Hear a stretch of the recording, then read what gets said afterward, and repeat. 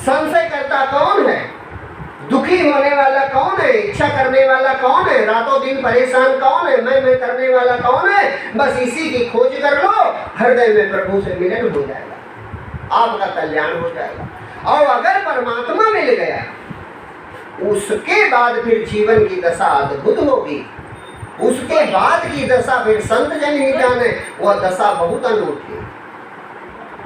उसके बाद सब परमात्मा करने लगेगा, कोई संसार का जान नहीं सकता कि संत की लीला कैसी। जो ऐसे महापुरुष हैं वे भगवत स्वरूप ही होते हैं। हम सब लोग संसारी लोग उनकी ही पूजा कर ले तो काम बन जाए। जैसे हनुमान जी भगवान के हैं, भगवान की जो उनकी पूजा कर ले उन्हें काम बन जाता कि नहीं बन जाता। जो अगर अहंकार मिट गया आपका, मैं भाव शांत हो गया, तो आपके हृदय में ही प्रभु प्रकट हो जाएंगे। और प्रकट हो गए बस जीवन धन्य हो गया। फिर तो आप स्वयं तीर्थ स्थान बन जाओगे।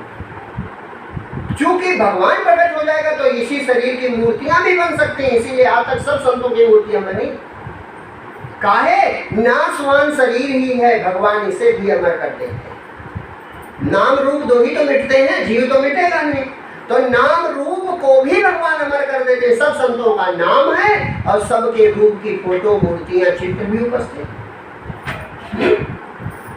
बड़ा सज धज के हम रहते हैं, हमें कोई नहीं पूछता, और संत बेचारे टेढ़े में नहीं रहे होंगे। देखो पूजा हो रही है, क्यों सकल जग जाना पूजनी अंगद हनुमाना।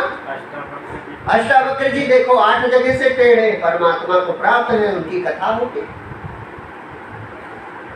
हनुमान जी जाति के बंदर हैं, और जितनी भगवान की पूजा में होती उतनी भगवान के भक्त की होती है। काहे के बल पर? बस एक ही चीज, अपना अहंकार मार दिया। हनुमान शब्द का अर्थ ये हन माने मार दिया, मान माने घमंड। जिसने अपना घमंड मार दिया भगवान का हो गया। अब जो भगवान का हो गया वो भगवान ही हो गया। भगवान तो एक बार कहो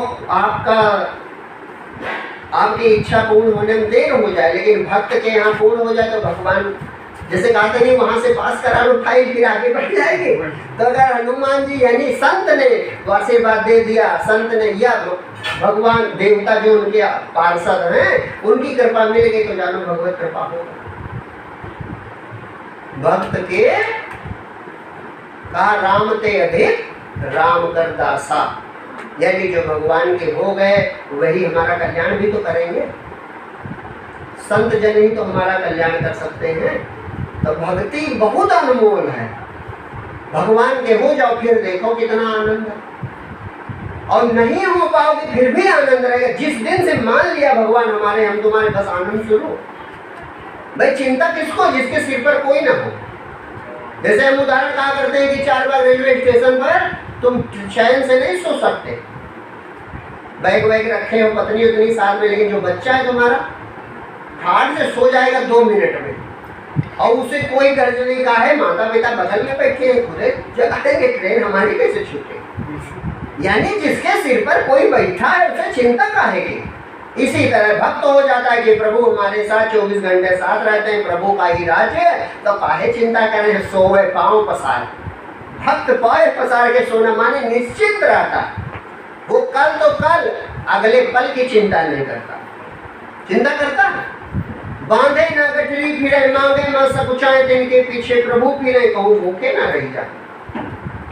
भगवान इतना ख्याल रखता। संत कहते हैं कि जब हमें भूख लगती है तो परमात्मा 10 दिशा से भोजन भेजता है कि कहीं कोई आलस हो जाए तो दूसरी दिशा वाला पहुंच जाए।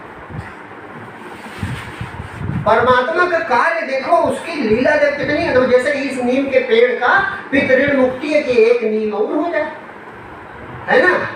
इस नीम जो नीम का पेड़ लगा है इसकी पितृण से मुक्ति इतनी कि इससे एक नीम और हो जाए। कितनी नीमौली फल होते हैं इससे। अरे कितने नष्ट करोगे, 2-4 नीम फिर भी उग जाएंगे।